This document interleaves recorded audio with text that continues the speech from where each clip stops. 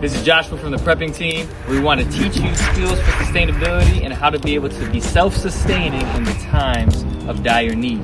So behind me, you can see we're making maple syrup. We're taking maple sap from maple trees, boiling the water off, and leaving the syrup. This method is not only good for maple syrup, but you can make sugar this way. You could do sorghum syrup this way.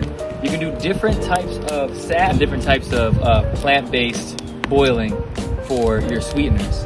So if you're ever in a situation where you do not have the ability to get sugar, you do not have the ability to get any sweetener, you do not have beehives for honey, you can make your own syrup from sorghum, sugarcane, and from maple sap. So behind me you see what's called a maple syrup evaporator. It's really just a makeshift one. There's more professional ones for people that are more serious, but a backyard one for somebody starting is just cinder blocks and stainless steel pans. You have a fire in it and you are starting to boil off that water. You need to make sure you boil all the water off so that it doesn't go bad. Maple syrup is shelf stable once you boil that moisture off, and once you get it to around 219 degrees.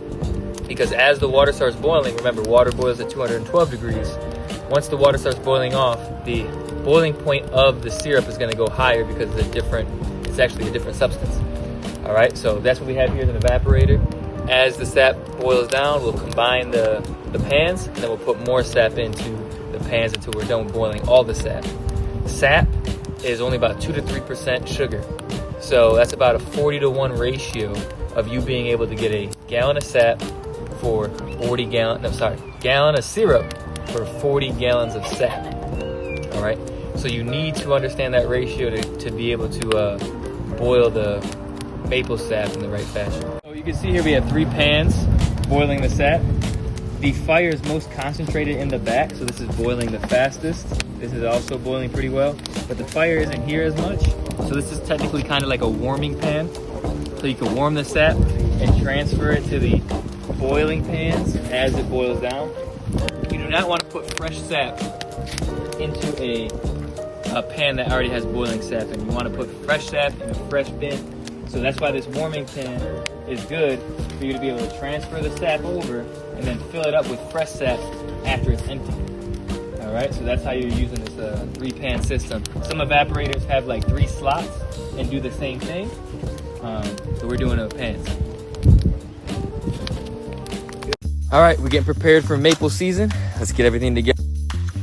Maple bucket top so the maple bucket doesn't get any debris in it. We got old school maple spiles and we got new maple tapping spiles.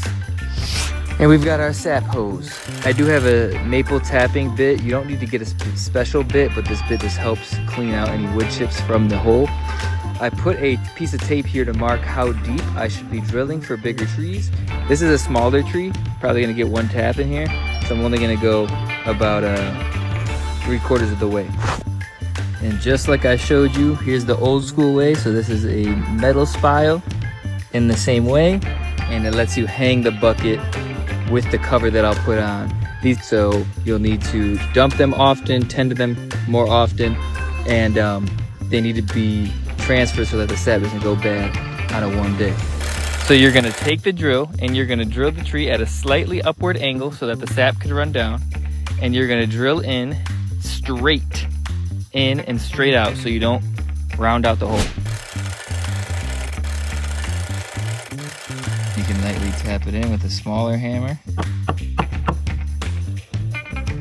And now I'm connecting the hose. So the hose is going into the bucket to collect sap. And that right there is an example of a running tap. Look at how much sap is coming.